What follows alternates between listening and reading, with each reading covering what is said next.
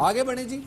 बिल्कुल जी, आगे बढ़ते हैं और आपको बताएं कि कोरोना वायरस के इलाज में मददगार दवा रेमडेसिविर की पाकिस्तान में तैयारी जारी है। गुज़िश्ता माह एक प्रेस कॉन्फ्रेंस से खिताब करते हुए जफर मिर्जा का कहना था कि इस दवा की पाकिस्तान में तैयारी के बाद इसे 127 ममालिक में बरामद किया जाएगा। अद्विया तैयार करने वाली अमेरिका की एक कंपनी ने कोविड-19 का इलाज करने वाली दवा रेमडेसिविर को वसी पैमाने पर तैयार करने के लिए जनूबी एशिया से ताल्लुक रखने वाली 5 दवासाज कंपनी से मुआहदे भी किए हैं।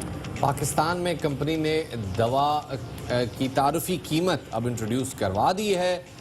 वैसे पायनियर कंपनी जो है इस प्रोजेक्ट गिलियाड की, जिसके बाद से ये दवा की मैन्युफैक्चरिंग असाइन की गई है, वो बांग्लादेश को मिली है। तो पाकिस्तान में भी जो अभी फ़िलहाल जो दवाई अवेलेबल है वो बांग्लादेश से ही इंपोर्ट की जाएगी। 4 दिन पहले अखबारात में खबर आई थी। बिल्कुल। अब इसी हवाले से ज़रा देखते हैं फार्मा कंपनीज क्या कहती हैं और क्या ये दवाई वाकई इस लेवल पे आ गई है, इतना कॉन्फिडेंस है। क्योंकि इसके बारे में कहा यह जा रहा है कि दवाई उन मरीजों को दी जा सकती है जिनकी हालत काफ़ी ज़्यादा क्रिटिकल है, क्योंकि जिससे हम पहले भी डिस्कस कर रहे थे कि बहुत सारे मरीजों वेंटिलेटर से वापस आए हैं, तो उन मरीजों के लिए इसको सजेस्ट किया जा रहा है। इसी वाले से मजीद बात करेंगे। हमारे साथ मौजूद हैं फार्मा एसोसिएशन के तर्जुमान, उनसे हम इस वाले से गुफ्तगू करेंगे। बहुत शुक्रिया आपका कि आपने हमें वक्त दिया। सबसे पहले ये बताइएगा कि रेमडेसिविर सर, इससे हमारी बड़ी उम्मीदें एक तरह से वाबस्ता हो गई हैं, बड़ी उम्मीद की किरण नजर आ रही है रेमडेसिविर की वजह से। कोरोना के इलाज के लिए कितनी मुअस्सर है और पाकिस्तान में इसकी तैयारी कौन से मराहिल में है? सबसे पहले जिलेट कंपनी एक अमेरिका की कंपनी है, उसने दुनिया की 5 कंपनियों को एशिया में इजाज़त दी, जिसमें पाकिस्तान में सिर्फ एक कंपनी को इजाज़त दी, जो इसका नाम फिरोसन्स है, लाहौर की कंपनी है, उनको इजाज़त दी थी लोकल मैन्युफैक्चरिंग की। और जबकि ये सर्ल कंपनी बांग्लादेश से फिनिश फॉर्म में इंपोर्ट कर रही है। इसी तरह एक और कंपनी है एजीपी कराची की कंपनी है, वो भी फिनिश फॉर्म में इंपोर्ट करेगी। लेकिन लोकल मैन्युफैक्चरिंग की सिर्फ इजाज़त एक कंपनी के पास है और वो लाहौर की कंपनी है। जहाँ तक इसका ताल्लुक है कि ये कितनी उम्मीदें इससे वाबस्ता की जाती हैं, देखिए इस वक्त कोरोना का कोई इलाज मेडिकल साइंस ने अभी तक कोई इलाज नहीं किया। मेडिकल साइंस में एलोपैथिक मेडिसिन की बात कर रहा हूँ, कोई इलाज नहीं है।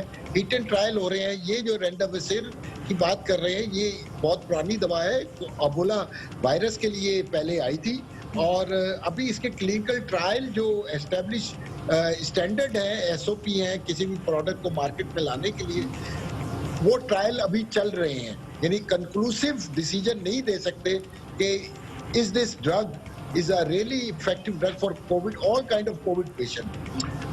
लेकिन क्योंकि इससे जो इस्तेमाल हुई है अब तक ये दवा कहीं भी दुनिया में, तो उसमें ये हो रहा है कि हॉस्पिटल स्टे कम हो रहा है और सिविरिटी पेशेंट की कम हो जाती है उससे।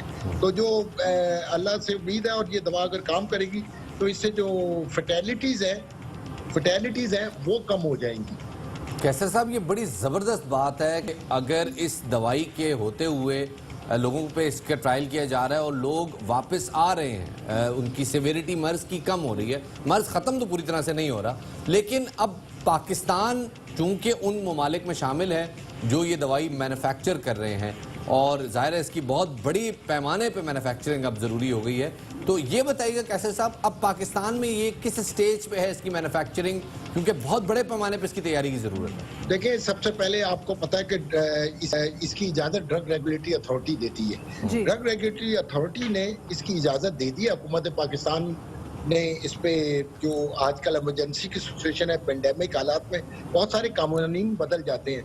नॉर्मली जब भी पाकिस्तान में कोई नई दवा आती है तो उसके लिए कम से कम 1 से 2 साल लगते हैं उसको इंट्रोड्यूस को, उसकी स्टेबिलिटी टेस्टिंग होती है, उसके वेरियस जो स्टेप है हमारे यहाँ मैन्युफैक्चरिंग के, वो अडेप्ट किए जाते हैं। लेकिन क्योंकि इस वक्त पेंडेमिक है, एक इमरजेंसी की हालत है, तो एक इमरजेंसी में इस दवा को मैन्युफैक्चरिंग की फिरोसन्स को इजाज़त दे दी गई है। लेकिन क्योंकि अभी रॉ मटेरियल इन्होंने प्रिक्योर कर रहे हैं, फॉर्मुलेशन एस्टेब्लिश करनी है, वो सारी चीज़ों में मेरे ख्याल में 1 से 2 महीने लगेंगे कि जब ये लोकल मैन्युफैक्चरिंग की में आ जाएगी दवा। लेकिन फिलहाल हमारे पास 2 ऑप्शन है। एक तो जो अभी सर्ल ने लॉन्च की है बांग्लादेश से फिनिश फॉर्म में। जैसे आपको पता है कि बांग्लादेश एलडीसी है, नई लीस्ट डेवलप्ड कंट्री, तो उनके ऊपर पेटेंट कवानीन लागू नहीं होते।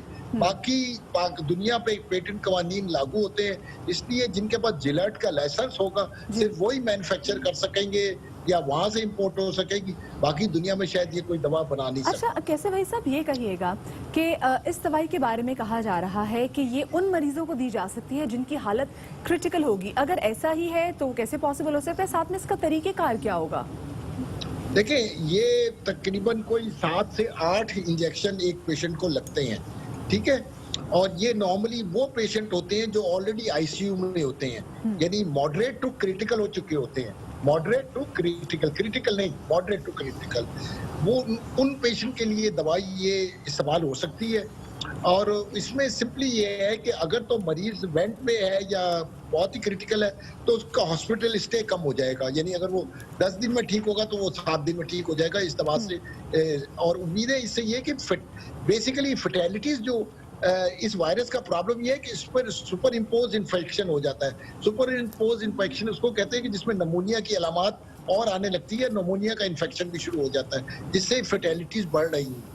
तो अगर ये दवा इस्तेमाल हो जाती है, वायरल लोड कम हो जाता है, क्योंकि हमें पता है कि इसकी जो बुनियादी इब्तदाई अलामत है वो नमूनिया लाइक की है, और ये करता भी लंग्स पे है, फेफड़ों पे है, ये वायरस जाके अटैक करता है और कंसोलिडेशन कर लेता है, जिसकी वजह से सांस लेने में तकलीफ होती है और उसकी वजह से डेथ हो सकती है। अच्छा डॉक्टर साहब, ये भी बताइएगा कि जो कोरोना मर्ज है, ये कोविड-19 जो मर्ज है, ये सिर्फ फेफड़ों का मर्ज नहीं है। अब ये जो डिजीज कॉज कर रहा है उसमें दीगर वाइटल ऑर्गन्स भी मुतासर हो रहे हैं, तो क्या इस दवाई के जरिए वो दीगर वाइटल ऑर्गन्स में जो गड़बड़ होती है क्या वो भी कंट्रोल होती है या सिर्फ वायरस कंट्रोल होता है? देखिए, बहुत ही निहायत ही अच्छा आपका सवाल है। देखिए, एंटीवायरल ड्रग्स जितनी भी होती हैं, जितनी भी एंटीवायरल ड्रग होती है वो पूरे जिस्म पे काम करती है। वो जरूरी नहीं होता किसी एक ऑर्गन पे काम की, ऑर्गन स्पेसिफिक दवा नहीं है, यानी कि जिस्म के किसी एक हिस्से पे काम नहीं करती। सारा जो जिस्म में वायरल लोड होगा, वायरस का जो लोड होगा उसके ऊपर काम करेगी और उसको सेल के अंदर उस वायरस को जाने के लिए से रोकेगी। ये बड़ी एक लंबी डिबेट है, किसी दिन किसी प्रोग्राम पे बात कर सकते हैं कि कैसे सेल के अंदर ये वायरस जाता है और उस सेल को काम करने से रोक देता है। Definitely talk about it in coming days, आपसे जरूर से बात करके, और हम बात करेंगे कि एग्जैक्टली ये वायरस सेल्स के अंदर एंट्री कैसे होता है, बात करेंगे। बहुत शुक्रिया आपका कि आपने हमें वक्त दिया।